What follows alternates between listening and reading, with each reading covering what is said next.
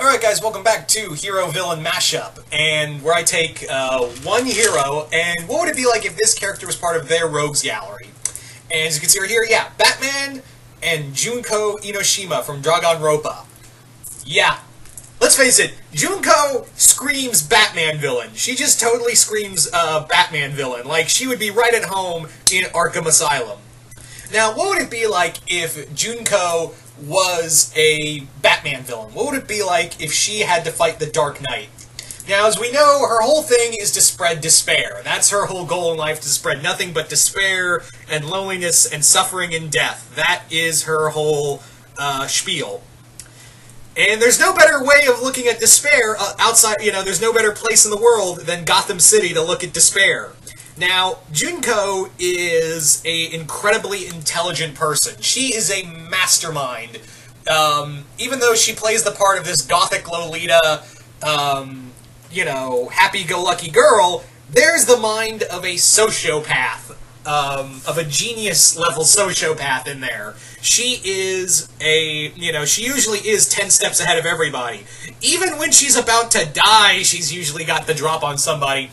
So she would definitely be a interesting opponent for Batman in that she could probably think on his level. She would instantly be like, okay, he fights he fights this way, so I'm going to do it like this. But what I think would be interesting is that Junko would really get at Batman at a mental level, because Batman's whole life is filled with despair, despair and failure. And I think Junko would really eat at that. Like, she would really, dig the knife into it, where, she would look at Batman, who is just this, living embodiment of despair himself, and just, really dig the knife, the knife deeper and deeper into his psyche, and try to break him mentally, even to a level where I don't even think Joker could get to, I also think Junko would think, you're also, I think the other thing that would really, anger Junko, it would also, actually, let me take that back. I'm sorry, I'm getting tongue-tied. What would really, I think would really be a driving point for Junko to defeat Batman is that she would be like, you're taking despair, my whole thing, you're taking despair and turning it into a positive. Despair isn't supposed to be a positive. It's supposed to destroy you mentally, So that would be the thing, is that Junko would want, it would be a philosophical reason for her wanting to destroy Bruce. It'd be like, you're taking the one thing that I tried to spread and turning it into a positive. You're not supposed to fucking do that.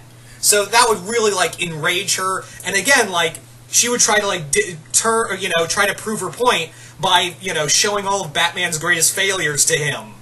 So yeah, she would definitely try to attack him on a mental level. But also, yeah, like I said, Batman would embody everything that she is, that she kind of represents and wants to spread, but has turned it into turned all that negative into a positive. So yeah, that would definitely drive her nuts. So that would be a big thing. Now Junko, I also would imagine, would definitely have a lot of the other Batman villains working with her. I could see her manipulating Riddler and Scarecrow and Mad Hatter and all these other characters to work for her. I could definitely see her manipulating all of Batman's rogues against Batman in this big game to show that she can't, he can feel despair too. Also, and another thing is that Junko is a pretty damn good fighter. She is actually a really damn good fighter, and Junko would definitely take it to Batman. She could actually get the drop on him. Batman would not be expecting this little goth girl with pink hair to actually, throw a punch and then, take out a knife and stab him in the ribs. He would not in any way see that coming. There is no way he could possibly see that coming at him.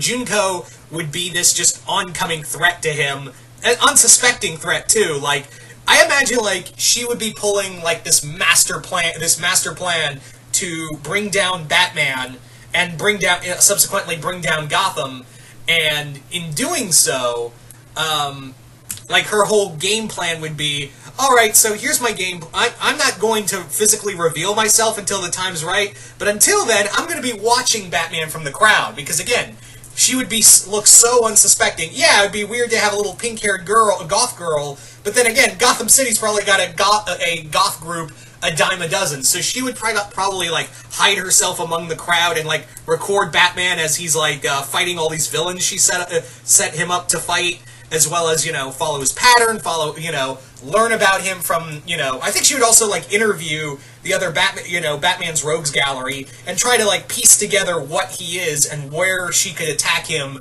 the best. And obviously, like the fountain of inspiration would come from Joker, especially. And Joker would be all like, "Ooh, we're gonna destroy the Bat on a mental level? I'm all in, sister."